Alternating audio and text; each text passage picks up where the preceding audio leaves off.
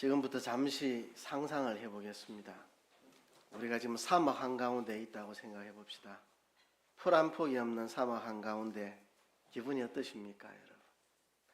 마음속으로 한번 상상해 보시고 그곳에 작은 샘이 하나 터졌습니다. 그리고 계속해서 물이 흘러나오고 있습니다. 그곳에 씨앗이 떨어지고 뿌리가 내리고 싹이 나고 꽃이 피고 풀밭이 형성이 되었습니다. 한두 사람 겨우 앉을 수 있을 정도의 작은 풀밭이 만들어졌습니다. 그런데 이 작은 샘에서 물이 끊임없이 계속 솟아납니다. 그래서 이 작은 풀밭이 커지고 확장되다가 온 사막을 다 뒤엎는 에덴 동산과 같은 물이 흐르고 풀이 있고 꽃이 있고 열매가 맺는 아름다운 동산으로 변했습니다. 여러분, 이 아름다운 장면은 제가 지어낸 이야기가 아니고 구약의 옛 선지자들이 미래에 일어날 일들을 내다보면서 예언했던 내용입니다. 대표적으로 이사야 선지자가 예수님 오시기 700년 전에 이렇게 노래했습니다. 우리 이사야 35장 7절 다 같이 한번 읽어보실까요? 시작. 뜨거운 사막이 변하여 모치 될 것이며 메마른 땅이 변하여 원천이 될 것이며 신앙에 눕던 곳에 풀과 갈대와 부들이 날 것이며. 아멘. 이사야 61장에도 이렇게 노래했습니다. 제가 읽어볼게요. 땅이 싹을 내며 동산이 거기 뿌린 것을 움돋게 함같이 주 여호와께서 의와 찬송을 열방 앞에 발생하게 하시리라. 자, 이게 무엇을 노래한 것일까요? 사막과 같던 이 황량한 세상에 예수 그리스도께서 이 땅에 오셔서 십자가에 죽으시고 부활하심으로 우리의 죄를 다 씻어 주셔서 우리에게 영원한 생명수 솟아나게 하셔서 의의 싹이 나고 영광의 꽃들이 피어나고 하나님과의 친밀한 사귐에 들어갈 수 있도록 만들어 주시겠다는 이야기를 예수님 오시기 700년 전 이사야는 이런 모습으로 노래하였던 것입니다. 하나님께서 그 아들을 세상에 보내셔서 사막과 같은 한복판에 에덴 동산처럼 마르지 않는 생명수가 솟아나 의의 싹이 나고 영광의 꽃들이 피어나고 하나님과의 친밀한 사귐이 이루어지는 그 때를 이사야가 내다보면서 노래한 것입니다. 이제는 그 생명의 사귐을 통해 이 메마른 황량한 세상 안으로 그의 은혜와 생명과 진리와 성령의 역사가 깊이 침투해 들어왔고 그 영원한 사랑의 강물이 우리를 통해서 흘러가야 합니다. 예수께서 다시 오셔서 새하늘과 새 땅을 새롭게 창조하실 그때까지 우리는 이 세상에서 이미 우리가 경험하고 있는 예수 그리스도 안에서 하나님과 사귀는 이 사귐을 통해 세상을 향하여 생명과 사랑을 나누고 확장시켜 나가고 끊임없이 흘려보내야 합니다. 오늘 본문이 이 장면을 우리에게 이야기하고 있습니다. 오늘 본문 17절부터 24절까지의 내용을 보면 17절과 18절은 하나님과 나와의 생명적인 사귐이 물질적인 이웃과의 사귐으로 나타나 흘러가야 된다는 겁니다. 하나님과 나와의 친밀한 사귐이 이웃을 향해 세상을 향해 물질적인 나눔으로 사귐으로 흘러나가야 한다는 이야기를 하고 있습니다. 19절부터 22절까지는 하나님의 뜻을 행하는 것과 기도응답이라는 주제를 통해서 하나님과 나와의 수직적인 사귐 그리고 이웃과 형제와의 수평적인 사귐, 이 두 사귐은 필수적인 소통관계에 있다는 것을 설명합니다. 그리고 마지막 23절과 24절은 이렇듯 하나님과 우리와의 소통, 그리고 이웃과의 소통, 이런 다방면에 막히지 않는 소통의 사귐을 통해 하나님이 그 백성들과 상호 내조하신다는, 하나님이 우리 안에 거하시고 우리는 하나님 안에 거한다는 이 새 언약의 성취가 이루어진다는 이야기를 하고 있습니다. 구약에서부터 하나님이 언약을 맺었습니다. 내가 너희 하나님이 되고 너희가 내 백성이 되리라. 그런데 그 언약을 이스라엘 백성들은 지키지 못했고 그 언약이 파기되는 듯 했는데 하나님은 예레미야를 통해 새 언약을 약속하셨습니다. 내가 하나님의 법을 너희 마음판에 새겨주고 내가 너희 하나님이 되고 너희가 내 백성이 될 것이라. 그 언약이 이루어지는 모습이 바로 우리가 하나님과의 깊은 사귐을 통해 이웃과 물질적인 구체적인 실천이 있는, 말과 행함이 아니라 행동이 있는, 행함과 진실함으로 이웃과 사랑을 나누는 모습으로 그것이 이루어진다는 겁니다. 하나님이 우리 안에 거하시고 우리가 하나님 안에 거하는 삶의 모습이 우리가 이웃과 행함과 진실함으로 사랑하는 삶의 모습을 통해 온전히 이루어진다는 이야기로 결론을 맺고 있습니다. 오늘 이 본문이 하고 있는 이야기를 10가지 핵심 단어를 통해서 하나하나 여러분들에게 이야기하려고 합니다. 첫 번째는 은혜의 교환입니다. 하나님과의 사귐, 코이노니아, 하나님과의 사귐의 본질은 나눔에 있습니다. 사귐은 나눔의 방식으로 존재합니다. 서로 나누지 않으면 사귐이 발생하지 않습니다. 여러분, 누군가 사귈 때 같이 밥 한 그릇 먹다가 그죠? 음식을 한 그릇 나누면서 서로 사귀게 되고, 나눔이 없으면 사귐이 발생 안 합니다. 나의 것을 나누어 주고 내 자신을 나누어 주고 또 상대방도 자신의 것을 나누어 주고 자신을 나누어 줄 때 그 나눔 안에서 나와 그가 사귐을 갖게 됩니다. 생명도 그런 겁니다. 우리 육체의 생명도 세포가 분열하면서 하나가 둘로 쪼개지고 나눔으로 성장하게 됩니다. 자신을 나누어 줌으로 성장하게 되는 거죠. 사랑하면 주고 싶어집니다. 내가 그 사람을 사랑한다는 어떻게 하느냐? 뭔가 그에게 주고 싶어지는 생각이 들면 내가 그 사람을 사랑하는구나 이렇게 느껴집니다. 여기에 막 결혼한 신랑 신부도 저 뒤에 앉아 있는데요. 서로 사랑하면 서로 주고 싶어집니다. 그렇죠? 우리는 서로 나눔으로 서로의 사귐을 확인할 수 있습니다. 아무것도 주지 않는다면, 아무것도 나누지 않는다면 그것은 참 사랑이 아닙니다. 아무것도 나누지 않고 자기를 위해 꼭꼭 쌓아두고 잠궈두고 있다면 그것은 거짓된 사랑일 뿐입니다. 흔히 이런 비유를 많이 듭니다. 이스라엘에 가면 북쪽에 갈릴리라고 하는 호수가 있는데 그 호수에서는 물을 계속해서 흘려보냅니다. 요단강을 통해서 계속해서 물을 흘려보냅니다. 그래서 갈릴리에는 온갖 물고기와 생물들로 가득 넘칩니다. 그런데 그 물이 흘러 사해로 내려갑니다. 사해는 바다 해자를 쓰지만 바다가 아니고 호수입니다. 호수. 근데 사해는 물을 가두어 놓고 아무데로 흘러가지 않습니다. 그래서 사해에는 아무런 생명도 살 수 없습니다. 거기는 소금물이 되어 있고 아무런 생명도 살 수 없는 죽은 바다가 되어 있습니다. 우리가 서로 나눌 때 생명이 번성하고 나누지 않고 가둬두면 생명이 살 수가 없습니다. 우리가 먼저 하나님과 나누어야 합니다. 하나님과 우리가 어떻게 나누느냐?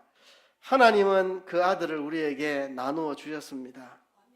그 아들을 이 땅에 보내주셨고 우리 위에 십자가에 죽으시고 부활하게 하셨습니다. 우리는 그것을 믿음으로 값없이 은혜로 구원의 선물을 받았습니다. 우리는 하나님께로부터 이렇게 받았습니다. 하나님이 그 자신을 또 자신의 것을 우리에게 나눠주신 것입니다. 하나님의 아들이 이 땅에 오셨다 하나님 자신을 우리에게 나누어 주신 거죠. 그 나눔을 우리는 값없이 은혜로 선물로 믿음으로 받아 누리게 됩니다. 우리도 하나님께 나눕니다. 뭘 나누느냐? 우리는 우리 안에 비참과 어둠과 죄와 불의와 더러운 것, 절망과 허무 이런 것들을 그분에게 드리는 겁니다. 이게 은혜의 교환입니다. 이게 사랑의 교환입니다. 여러분, 진정한 나눔은 있는 그대로를 나타낼 때 진정한 나눔이 있습니다. 가진 것도 하나도 없으면서 상대방에게 내가 없다는 거 드러내기 싫어서 기둥뿌리 뽑아가지고 뭘 이렇게 나누려고 하면 보기 좋지 않습니다. 받는 상대도 굉장히 불편합니다. 있는 그대로 우리 집에 그냥 있는 소박한 그대로 대접하는 거, 이게 진짜 이 집의 형편이 어렵구나. 어렵지만 그 어려운 중에도 이렇게 정성껏 무언가를 대접하는구나. 거기서 나눔이 일어나는 거죠. 진정한 나눔. 우리의 모습을 포장하고 거짓으로 외식할 필요가 없습니다. 하나님 앞에 우리의 연약한 모습, 죄로 얼룩진 모습, 우리의 비참한 모습, 우리의 어둡고 비참하고 가난한 모습, 절망 가운데 있는 우리의 연약한 모습을 그대로 주님 앞에 드러내고 고백하고 내어놓을 때 사랑의 교환이 이루어집니다. 은혜의 교환이 이루어집니다.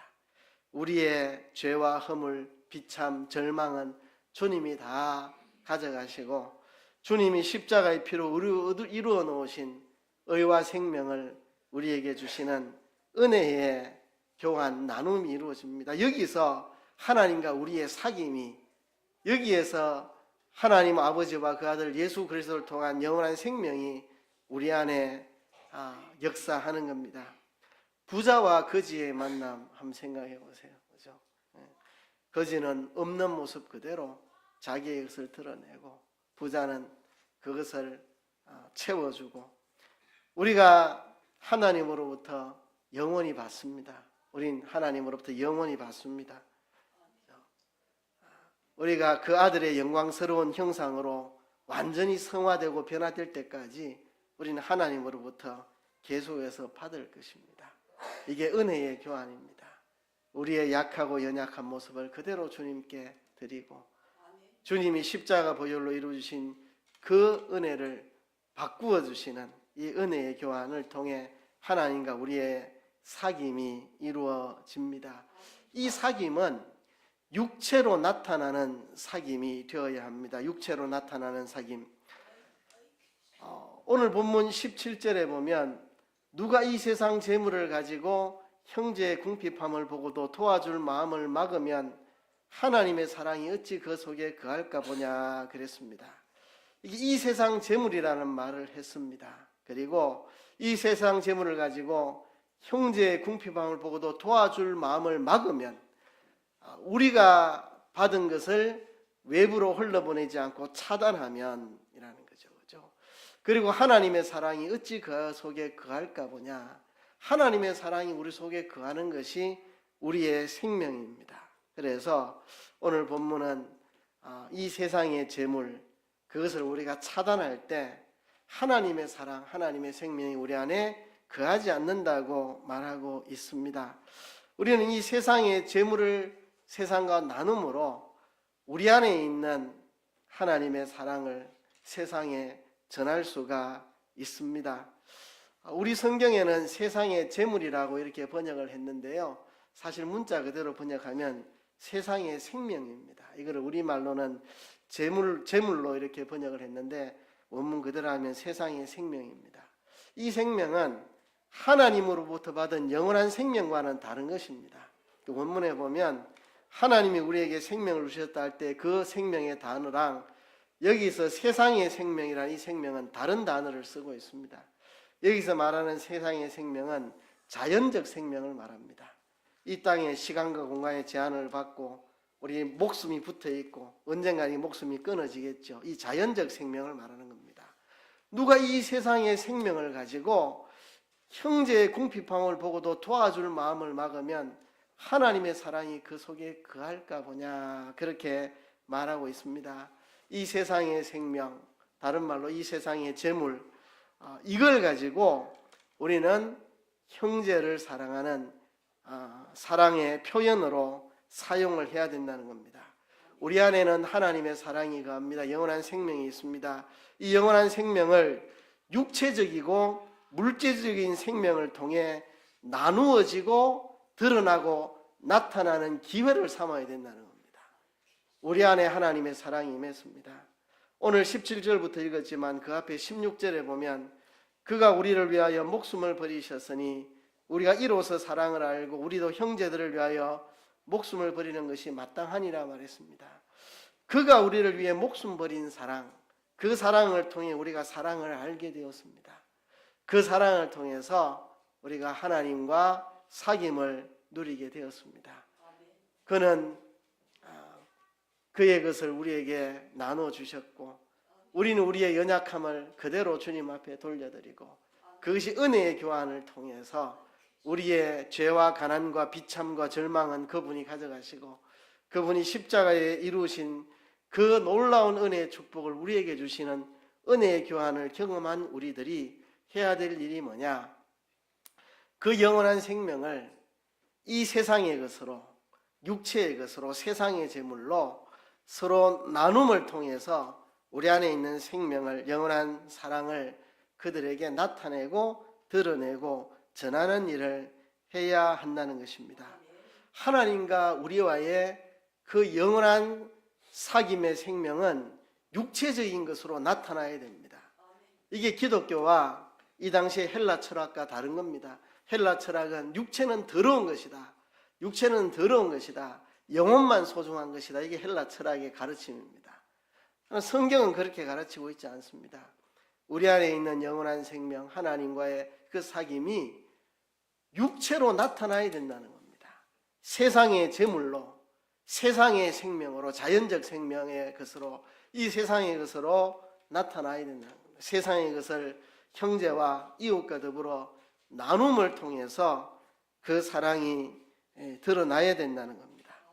하나님과 그 아들과 내가 누리는 이 사귐이 형제와 이웃과의 물질적인 나눔으로 확대되고 드러나고 흘러나가야 된다는 것입니다. 예수님은 세상을 떠난 게 아니라 육체를 가지고 이 세상에 오셨습니다. 육체를 가지고 부활하셨습니다. 그리고 육체를 가지고 다시 오신다고 약속하셨습니다. 그가 다시 오시면 세상을 폐기하는 게 아니고 새하늘과 새 땅으로 세상을 갱신시킨다고 말했습니다. 세상을 우리가 버릴 것이 아닙니다. 세상은 우리가 버릴 것이 아닙니다.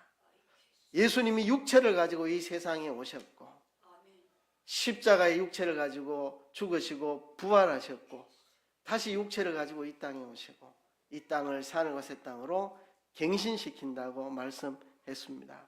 그래서 이 세상은 마귀에 의해 가지고 죄와 사망에 물들어 있지만 우리가 버리고 포기하는 게 아니라 우리가 이 땅에 마치 사막의 작은 샘물처럼 우리가 이 땅에 사람 되어 오신 예수 그리스도의 사랑을 경험한 우리들로서 우리가 그 사랑을 육체적인 것으로 이웃과 나눔을 통해서 그 사랑을 흘러보내고 이 세상을 변화시켜 나가는 그런 일을 해야 한다는 것입니다. 요한 1서의 주제가 코이노니아, 사귐이라고 말했는데 이 성경에서 코이노니아라는 말을 사귐으로도 번역했지만 나눔으로도 번역하고 연보, 헌금으로도 번역하고 있습니다. 이 굉장히 포괄적인 의미입니다. 하나님과 우리와의 사귐은 물질적인 나눔으로 서로 드러나야 한다는 것을 본문이 이야기하고 있습니다. 그런데 이것을 단절시켜서는 안 된다는 겁니다. 누가 이 세상 재물을 가지고 형제의 궁핍함을 보고도 도와줄 마음을 막으면, 도와줄 마음을 차단해버린다면 그것은 하나님의 사랑이 그 속에 거하지 않는 것이다. 그렇게 말했습니다. 우리가 이것을 단절시켜서는 안 된다는 것입니다. 형제가 궁핍한 것을 보고 자기 속에 있는 긍휼의 마음을 차단시키고 단절해서는 안 된다는 겁니다. 저수지에 물이 가득한데 욕심이 많아서 그 물을 흘려보내지 않고 차단시켜버리고 막아버려서는 안 된다는 겁니다. 저수지의 물을 수문을 열어 흘러내려 보내야 그 아래 많은 곳들이 농사를 짓고 꽃이 피고 열매를 맺고 할 것 아니겠습니까? 그렇죠? 우리 안에 가득 채운 하나님 아버지의 사랑, 그 아들 예수 그리스도께서 자신을 우리에게 나누어 주심으로 육신을 가지고 이 땅에 오셔서 우리가 육신으로 지은 죄의 결과인 사망을 그가 친히 육신으로 경험하시고 그래서 우리에게 의를 입혀주시고 생명을 우리에게 입혀주신 그 예수 그리스도를 통해서 우리가 누리는 아버지의 사랑, 그 아버지의 사랑이 우리 안에 가득 차 있다면 그것을 흘러보내야 된다는 것입니다. 우리 안에만 가두어 넣어서는 안 된다는 것입니다. 하나님의 사랑을, 하나님의 은혜를, 우리가 얻은 이 새 생명을 우리 안에 가두어 놓지 말고 문제는 흘러내 보내야 된다는 겁니다. 내가 쏟아내는 게 아닙니다. 내가 쏟아내려고 하니까 힘든 거죠. 어렵죠. 그리고 하고 싶지 않죠. 그죠? 내가 쏟아내는 게 아니라 내 안에 가득 담긴 것을 흘려보내는 것입니다. 하나님과의 사귐을 통해서 그 안에서 우리가 누리는 그 하나님의 사랑이 넘쳐서 이제 우리 밖으로 흘러나가야 합니다. 그러기 위해서 내가 먼저 받아야 됩니다. 내가 받아야 돼요. 내한테 있는 것을 쏟아내려고 하니까 억지가 되고 힘듭니다. 아이고 아까워라. 그거를 내가 왜 흘려보내노? 내가 어떻게 땀 흘려 번 돈인데 내가 고생해서 모은 건데 그걸 내가 왜 흘려보내노?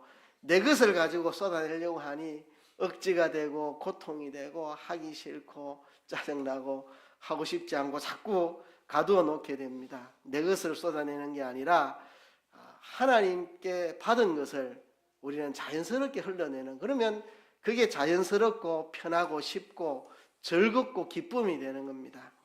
먼저 우리가 하나님과의 사귐을 통해 내 안에 하나님의 사랑을 충만하게 가득하게 채워놓으면 그 사랑이 자연스럽게 흘러나가고 하면 이것이 쉽고 기쁨이 되고 편한 것이 됩니다. 그래서 18절에 보면 자녀들아 우리가 말과 혀로만 사랑하지 말고 오직 행함과 진실함으로 하자 그랬습니다. 우리의 사랑이 행함과 진실함의 사랑이 되어야 됩니다. 우리 안에 있는 하나님의 사랑을 단절시키지 말고 소통해야 됩니다. 흘러 보내어야 합니다.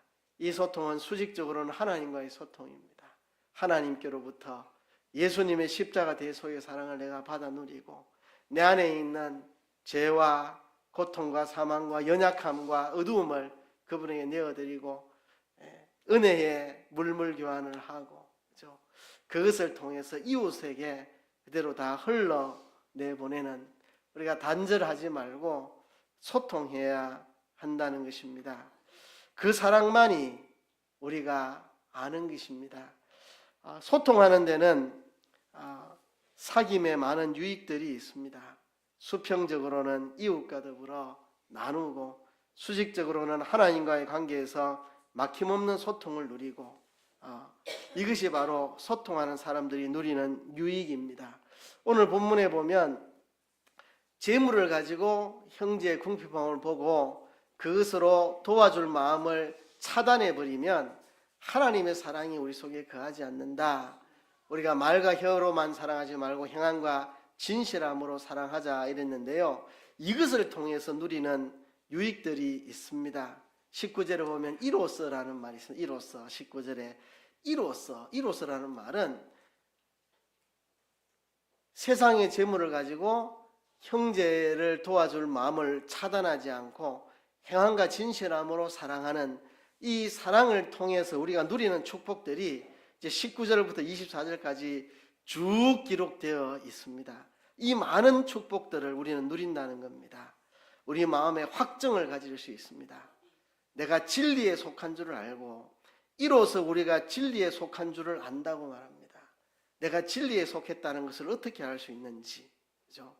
그것은 이런 진정한 행함과 진실함으로 사랑하는 사랑을 통해서 내가 진리에 속한 줄을 알게 된다는 겁니다. 그죠? 확정하게 된다. 내가 구원받았구나. 내가 하나님의 사랑 안에 거하고 있구나. 하나님의 사랑이 내 안에 있구나. 내가 진리 안에 있구나 하는 것을 확인할 수가 있고, 또 우리 마음을 주 앞에 굳세게 하리로다. 우리가 담대함을 얻습니다. 담대함을. 우리가 물질로 이웃과 나누는 이 소통을 통해서 우리 안에 담대함이 생깁니다. 믿음의 확신이, 하나님 앞에 나아갈 때도 담대하고 세상을 향해서도 담대하고, 그렇죠? 또 기도 응답을 받을 수 있다고 말합니다. 이런 진정한 사랑을 행할 때에 우리가 하나님께 기도하면 하나님이 우리 기도를 들어주시는 기도 응답을 받고 기쁨을 누리게 된다고. 그래서 우리가 하나님께 받은 이 사랑을 차단시키지 않고 수문을 열어서 이웃과 더불어 나눌 때 많은 사귐의 유익들을 누릴 수 있는데, 그 대표적인 게 우리 마음의 확정을, 내가 진리 가운데 있다는 확정을 얻을 수가 있고, 하나님 앞에서도 세상을 향해서도 마음의 담대함을 가질 수가 있고, 기도 응답을 경험할 수가 있고, 기쁨의 삶을 누릴 수가 있다. 이게 이웃과 더불어 소통하는 사귐의 유익들이라고 말합니다. 오늘 본문은 그 사랑만이 아는 길이라고 말합니다. 19절에 보면 이로써 우리가 진리에 속한 줄을 알고 그랬는데요. 여러분이 믿는 바가 진리라는 것을 어떻게 알 수 있습니까? 여러분이 하나님의 자녀라는 사실을 어떻게 증명할 수 있습니까? 말과 혀로는 증명할 수 없다고 말합니다. 예수 그리스도의 십자가 사건은 하나님의 사랑이 이웃을 사랑하며 수고하고 희생하는 모습으로 나타난다는 것을 우리에게 보여주고 있습니다. 하나님 사랑이 이웃 사랑과 결코 분리되어 있지 않다는 것을 분명히 말해주고 있습니다. 내가 대신 수고하고 대신 희생하고 대신 무거운 짐을 져주는 이 사랑의 행위, 이것이 하나님의 사랑이라는 것입니다. 하나님의 사랑과 이웃 사랑이 결코 분리될 수 없다는 이 확고한 사실, 이것 때문에 우리는 이웃과 소통하는 사랑을 통해서만 내가 진리 가운데에 있다는 것을 확인할 수 있다는 것입니다. 행함과 진실한 사랑을 통해서만 내가 진리 가운데 있고 내가 참 구원의 길을 걷고 있다는 것을 확인할 수 있다는 겁니다. 그래서 그 사랑만이 우리가 알 수 있는 길입니다. 내가 가는 길이 진리의 길이고 내가 참 구원을 받았고 내가 참 영생을 얻었다는 것을 알 수 있는 길은 행함과 진실함으로 사랑하는 그 사랑밖에 없다는 것입니다. 사랑만이 아는 길입니다. 20절에 보면 우리 마음이 혹 우리를 책망할 일이 있거든. 그렇죠? 우리 안에 참 사랑이 있다면 내가 형제에게 제물로 도와줄 마음을 차단할 때 내 마음에 스스로 책망을 받게 됩니다. 그렇죠? 그 사랑이 나를 깨우쳐 줍니다. 너 이래서는 안 되잖아. 예수님이 너를 위해 십자가에 피 흘려 주셨는데, 하나님은 그 아들 독생자를 내게 나누어 주셨는데 너는 이웃과의 나눔을 차단해 버린다면 이거는 그 사랑을 받은 자로서의 삶이 아니잖아. 내 안에 책망을 합니다. 그 사랑이 내 안에서 알게 해줍니다. 이거는 잘못된 것이다. 내 안에서 책망을 합니다. 책망하게 됩니다. 그래서 사랑만이 아는 길입니다. 우리가 이웃에게 수문을 열고 하나님의 사랑을 나누어 줄 때 내가 진리 가운데 있다는 것을 알게 해주고, 내가 만일 단절하고 이웃에게 나누기를 거절하면 내 안에서 책망하는 소리가 들립니다. 이래서는 안 된다. 네가 잘못된 길을 가고 있다. 내 안에 책망하는 소리가 들립니다. 그죠? 사랑만이 우리가 아는 길입니다. 하나님은 우리보다 크신 하나님입니다. 우리의 모든 것을 압니다. 20절에 보면 우리 마음이 혹 우리를 책망할 일이 있거든 하물며 우리 마음보다 크시고 모든 것을 아시는 하나님일까 보냐. 우리 마음에 우리를 책망할 것이 있다면 하나님이 우리를 책망하시지 않겠느냐. 우리보다 크신 하나님. 여러분, 개미보다 우리가 큽니다. 그래서 개미는 우리를 잘 모릅니다. 개미를 손 위에 올려놓으면 개미는 거대한 언덕 위에 있는 줄 알지 우리 존재를 모릅니다. 아무리 둘러봐도 개미가 우리가 안 보이니까. 그러나 우리는 개미가 워낙 작아서 속속들이 다 압니다. 하나님은 우리 마음보다 무한히 크신 하나님, 모든 것을 아시는 하나님. 우리는 하나님을 볼 수가 없습니다. 하나님이 계시해 주신 만큼만 하나님을 압니다. 그러나 하나님은 우리의 속속들이 다 아십니다. 그렇죠? 그래서 우리 마음이 우리를 책망할 일이 있거든 하물며 우리 마음보다 크신 모든 것을 아시는 하나님일까 보자. 하나님을 알고 계신다는 겁니다. 우리가 하나님께 이 큰 사랑을 받고도 이웃에게 나눠주기를 싫어하고 차단하는 이런 이기심에 사로잡혀 있는 우리 마음도 스스로 가책을 느끼는데 우리보다 무한히 크시고 모든 걸 아시는 하나님일까 보냐. 하나님이 그걸 모르시겠느냐. 하나님은 다 알고 계신다는 겁니다. 그렇죠? 그래서 그 사랑만이 아는 길입니다. 우리 안에 책망하는 마음이 스스로 들고 하물며 크신 하나님 우리를 책망하시죠. 그래서는 안 된다. 그래서 우리가 그 책망을 듣고 단절하는 수문을 엮고 소통할 때 우리 안에 담대함과 기쁨이 찾아온다고 성경은 말합니다. 우리가 하나님의 사랑을 폭포수처럼 받아서 그 사랑에 떠밀려 세상을 향하여 그 사랑을 흘려내 보낼 때 그때 우리는 비로소 담대함을 얻습니다. 하나님의 사랑을 받은 사람은 단절하고 문을 닫고 움켜쥐고 내놓지 않고 있으면 우리 마음이 우리를 책망하고 하나님이 우리를 책망하고 우리는 담대함을 잃어버리게 됩니다. 우리가 형제를 진정으로 행함과 진실함으로 사랑할 때 우리 마음에 담대함을 얻습니다. 그래서 21절에 보면 사랑하는 자들아 만일 우리 마음이 우리를 책망할 것이 없으면 하나님 앞에서 담대함을 얻고 무엇이든지 구하는 바를 그에게서 받나니 이는 우리가 그의 계명들을 지키고 그 앞에서 기뻐하는 것을 행함이라 그랬습니다. 우리가 사랑으로 나눌 때에 우리는 담대함과 기쁨을 누릴 수가 있습니다. 우리는 담대함과 기도 응답의 기쁨을 경험하게 됩니다. 여러분들이 하나님께 기도하는 것을 언제나 다 받을 수 있다면 얼마나 기쁘시겠습니까? 내가 아버지께 구하면 아버지께 다 받을 수 있다. 얼마나 여러분 기쁘시겠습니까? 그죠? 응답받는 기도의 비밀은 어디에 있습니까? 그 비밀은 여기에 있습니다. 여러분 누군가를 사랑하면 상대방의 소원이 내 소원이 되고 상대방의 뜻이 내 뜻이 됩니다. 사랑하는 사람들끼리 이런 말 잘하죠. 어떻게 했으면 좋겠어 물으면 당신이 원하는 대로 하자. 당신이 원하는 게 내가 원하는 거야. 당신이 뜻하는 게 내 뜻하는 거야. 여보 이거 어떤 거 선택하면 좋겠어? 당신이 선택해. 당신이 선택하면 난 무조건 따를게. 이게 서로 사랑하는 사이에 일어나는 겁니다. 서로 사랑하면 상대방의 뜻이 내 뜻이 되고 상대방의 소원이 내 소원이 되고 상대방의 품은 마음이 내 마음이 되는 겁니다. 그렇죠?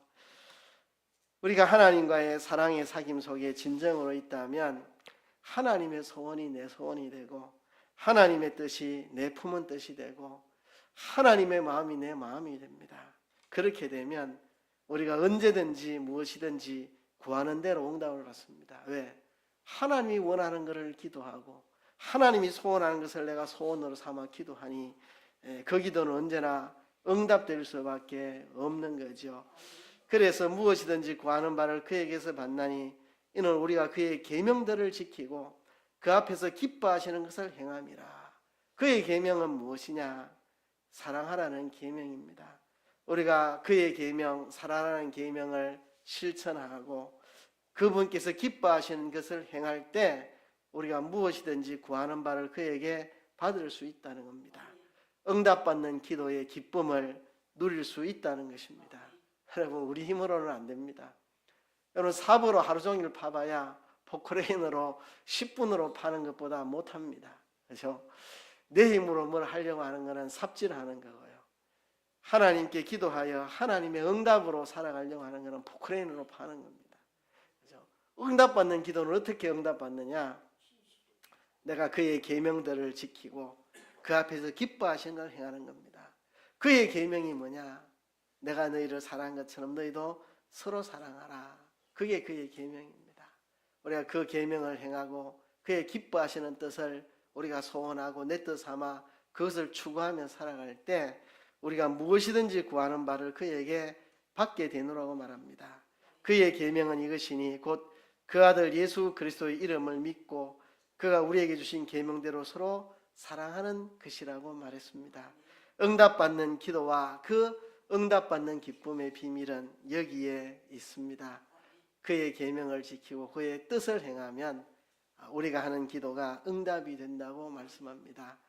이 사랑의 실천과 사랑의 실천으로 인해서 우리 안에 담대함이 있고 기쁨이 있고 기도 응답의 기쁨을 누릴 수 있는 이것은 언약의 꽃입니다.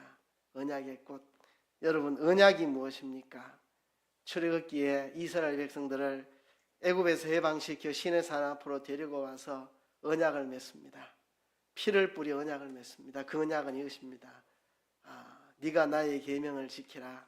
그러면 나는 네 하나님이 되고 너는 내 백성이 되리라. 이게 언약입니다. 그죠? 네가 내 계명을 지키라. 그때는 십계명을 주시면서 네가 내 계명을 지키라. 나는 내 하나님이 되고 너는 내 백성이 되리라. 그죠? 십계명의 핵심은 하나님 사랑, 이웃 사랑, 사랑이 십계명의 핵심입니다. 근데 구약의 성도들이 그 계명을 지키지 못했고 그 언약을 이루지 못했지만 새 언약을 약속하셨고 그 새 언약은 이 땅에 생명으로 오신 예수 그리스도 그분의 십자가 부활로 그 언약이 이루어졌습니다. 그 언약의 꽃은 바로 내가 너희 하나님이 되고 너희가 내 백성이 되는 겁니다. 나는 너희 안에 거하고 너희는 내 안에 거하는 거. 그렇죠? 내가 너희 하나님이 되고 너희는 내 백성이 되는 거. 24절에 그것을 말합니다. 그의 계명들을 지키는 자는 주 안에 거하고 주는 저 안에 거하시나니 우리에게 주신 성령으로 말미암아 그가 우리 안에 거하시는 줄을 우리가 아느니라. 그가 우리 안에 거하시는 줄을 우리 어떻게 합니까? 그렇죠? 누가 이 세상의 재물을 가지고 형제의 궁핍함을 볼 때 도와줄 마음을 막지 않고 하나님의 사랑으로 그것을 흘려보낼 때 그 사랑이 우리 안에 거하고 우리가 진리 가운데 있다는 것을 우리가 확인하게 되고 이제는 그 사랑 안에서 하나님 앞에서도 세상 안에서도 담대함을 얻고 기쁨을 누리고 이제는 내 소원이 주님의 소원과 하나가 되어서 기도 응답을 받는 기쁨을 누리고 그리고 하나님이 내 안에 계시고 내가 하나님의 안에 있음을 누리게 되는 것. 이것이 바로 우리가 하나님께 받은 사랑으로 형제를 사랑하는 사랑의 모습이라고 하는 것입니다. 우리가 하나님의 사랑을 받은 이것이 새 계명 너희도 이웃을 사랑하라는 것으로 나타나는데 그 나타난 것은 말과 혀로 나타나는 게 아니고 행함과 진실함으로 세상에 있는 것으로 물질적인 것으로 육체적인 것으로 우리가 형제에게 문을 열고 나눌 수 있는 이 나눔을 통해서 하나님과 우리와의 사귐이 증명되고 확인되고 드러나고 우리가 그 안에서 우리가 그의 계명들을 지키고 그의 뜻이 내 뜻이 되고 그와 하나가 돼서 비로소 주는 내 안에 거하시고 나는 주님 안에 거하는 언약에 꽂힌 상호 내조하는 주님은 내 안에 계시고 나는 주님 안에 있는 이것을 우리가 누리면서 살아간다는 것입니다. 그래서 여러분 세상의 재물을 가지고 이웃에게 나누고 흘려보내는 거 이것이 그냥 뭐 이웃 돕게 하는 게 아니고 이것이 하나님의 사랑이 우리 안에 있고 우리가 진리 안에 있다는 것을 우리가 확인하고 주님과 교제하면서 주님 안에서 담대함을 누리고 기도 응답을 받고 주님은 내 안에 내가 주님 안에 살아간다는 것이 구체적으로 우리 안에 실현되는 모습입니다. 이사야가 예수님 오시기 700년 전에 외쳤던 것이 이런 모습을 두고 하는 이야기입니다. 주님은 우리 안에 계시고 우리는 주님 안에 있어서 우리가 주님의 사랑을 풍성히 누림으로 그것이 우리에게 흘러 이웃에게 세상 것으로 물질적인 것으로 기쁨으로 나누는 삶의 아름다운 모습으로 꽃 피어나는 이 모습을 이사야가 700년 전에 노래했던 것입니다. 그 아름다운 주님과 우리와의 상호내주하는 이 삶이 저와 여러분 안에 가득하기를 주의 이름으로 축복합니다. 말씀을 생각하시면서 통성으로 기도하겠습니다.